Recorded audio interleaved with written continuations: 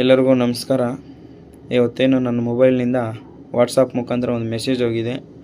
ಅದು ಆಟೋಮೆಟಿಕ್ಕಾಗಿ ಎಲ್ಲರಿಗೂ ಮೆಸೇಜ್ ಹೋಗಿದೆ. ದಯವಿಟ್ಟು ಎಲ್ಲರೂ ಕ್ಷಮಿಸಬೇಕು. ಮತ್ತು ಆಟೋಮೆಟಿಕ್ಕಾಗಿ OTP ಬಂದು ಈ ರೀತಿ ಆಗಿದೆ. ವಾಟ್ಸಪ್, ಫೇಸ್ಬುಕ್, ಇಮೇಲ್ ID ಎಲ್ಲ ಯೂಸ್ ಮಾಡೋರು ಎಚ್ಚರಿಕೆಯಿಂದ ಯೂಸ್ ಮಾಡಿ. ಮತ್ತು ಮೊಬೈಲ್ಗಳನ್ನು ಎಚ್ಚರಿಕೆಯಿಂದ ಯೂಸ್ ಮಾಡಿ. ಯಾರಿಗೆ ಸಹ OTP ಕೇಳಿದರೆ OTP ಹೇಳಬೇಡಿ. ತುಂಬ ಫೇಕ್ ಆಗ್ತಾಯಿದೆ. ಇವತ್ತು ನನ್ನ ಅನುಭವ ಈ ಥರ ನನಗೆ ಅನಿಸಿದೆ. ನಾವು ಯಾವುದೇ ಕಾರಣಕ್ಕೂ ಯಾವುದನ್ನು ಏನು ಮಾಡದೆ ಇವತ್ತು ಆಟೋಮೆಟಿಕ್ಕಾಗಿ OTP ಬಂದು ಈ ರೀತಿ ಮೆಸೇಜ್ ಹೋಗಿದೆ ಅಂದರೆ ನನಗೆ ತುಂಬ ಆಶ್ಚರ್ಯ ಆಯಿತು. ಪ್ರತಿಯೊಬ್ಬರು ಫೋನ್ ಯೂಸ್ ಮಾಡೋರು ಎಚ್ಚರಿಕೆಯಿಂದ ಯೂಸ್ ಮಾಡಿ.